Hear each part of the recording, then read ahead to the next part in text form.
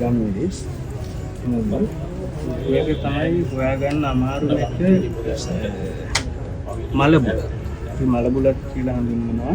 මේක මලබුලත්. ඒ වගේම මේක හිත් පොතු. මේකට හිත් පොතු සහ මුල් මෙතන තියෙනවා.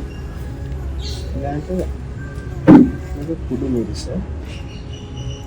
මේක පුරුඳු.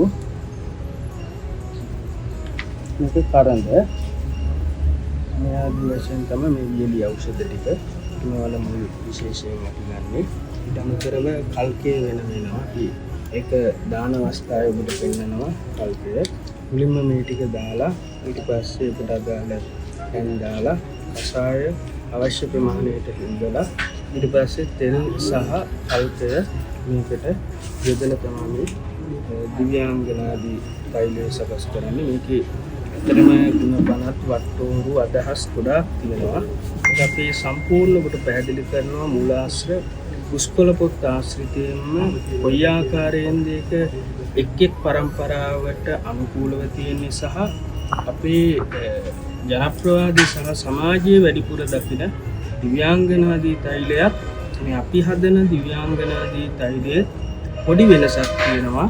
මොකද මේකට ගෝරෝචන වෙනවා. ඒක යොදන ආකාරය කියලා දෙනවා. ඒක තමයි මේ තෙලේ විශේෂත්වයම වන්නේ.